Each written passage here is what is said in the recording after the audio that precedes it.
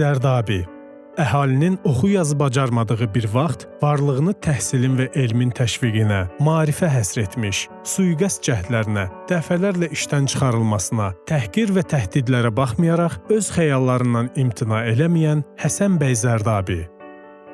Həsən bəy 1837-ci ildə Göyçay qəzasının Zərdab kəndində doğulub. Atası Səlim bəy və babası Rəhim bəy Məlikovlar tərəfindən böyüdülüb.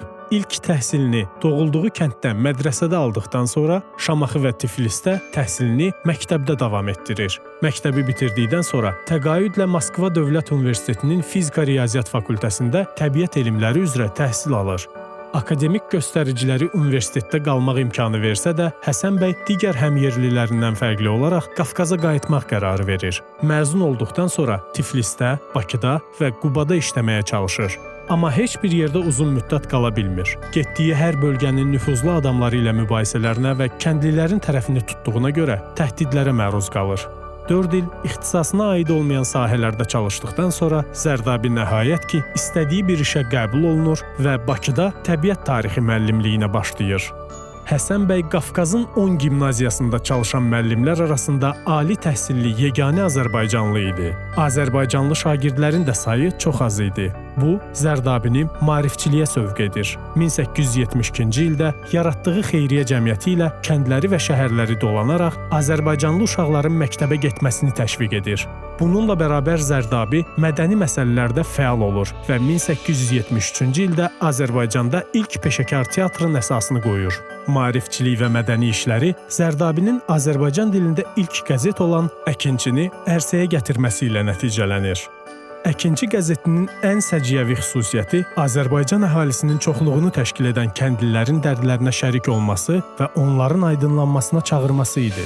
Qəzetin ilk səhifələri Zərdabinin öz məqalələri ilə başlayırdı. Digər səhifələrdə xəbərlərlə yanaşı həm kənd təsərrüfatına aid məqalələr, həm də elmi-texnoloji yeniliklər haqqında yazılırdı. Qəzetin özü çox çətinliklə fəaliyyət göstərirdi. Zərdabi hər ilin sonunu ziyanla başa vururdu. Üzləşdiyi bütün çətinliklərə baxmayaraq Zərdabi çox ümidli idi. Bu, onunla Mirzə Fətəli Axundov arasındakı yazışmalardan da aydın olur. Axundov əhalinin oxumağı, yazmağı bacarmadığı bir vaxt qəzet çıxarmağın mənasız olduğunu, Rusiya və ABŞ-dakı kimi icbari təhsil sisteminə ehtiyac olduğunu deyirdi. Qəzet üçün hələ tezdir. Öz adını yazmağı bacarmayan cəmaatı qəzet oxumağa səsləmək əfəlli idi. Dostum, düz deyirsən, mən xəyalpərəstəm. Amma biz eləməsək, bəs kim eləyəcək? Lakin gördüyü işlərə görə Həsən bəy nəinki mükafatlandırılmır, əksinə daha çox əziyyət çəkməli olurdu.